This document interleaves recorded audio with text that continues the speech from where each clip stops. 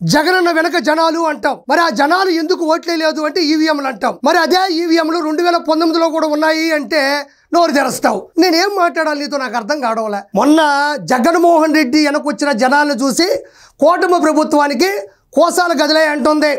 అన్న చేసిన మోసాలకి కోసాల గదిలే. హెలికాప్టర్ ఎక్కి ఇలహంకా ప్యాలెస్లో దాక్కుంటున్నాడు. కోర్టు వాయిదాలకు రాకుండా పదే పదే దాటుకుంటున్నాడు.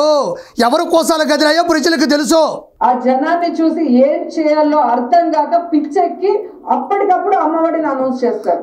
ఏమన్నా మనకు బుర్ర కానీ ఏమన్నా ఆలోచన కానీ పేపర్ వచ్చిందంటే వెనక ముందు చూసుకొని చదివే ఆలోచన అవకాశమే లేదా? ఆ జనాల్ని చూసి చంద్రబాబు నాయుడు గారు భయపడిపోయి అప్పుడుకప్పుడు తల్లికి వందనం అమౌంట్ వేసేసాడంట. ఏది 67,27,164 మంది విద్యార్థుల యొక్క తల్లుల అకౌంట్లోకి అప్పటికప్పుడు భయపడిపోయి డబ్బులు ఇలా వేసాడు. శ్రవణ్ ఇదిగో నీ డబ్బులు, చంద్ర ఇదిగో నీ డబ్బులు, లావణ్య ఇదిగో నీ డబ్బులు. ఏంది అన్ని వేల కోట్ల రూపాయలు అప్పటికప్పుడు భయపడిపోయి అకౌంట్లు వేసేసాడా? వెయ్యాలి అనుకున్నారు, వేసేసారు అంతే. జనాలు ఎలా నమ్ముతారు నీ మాటలో?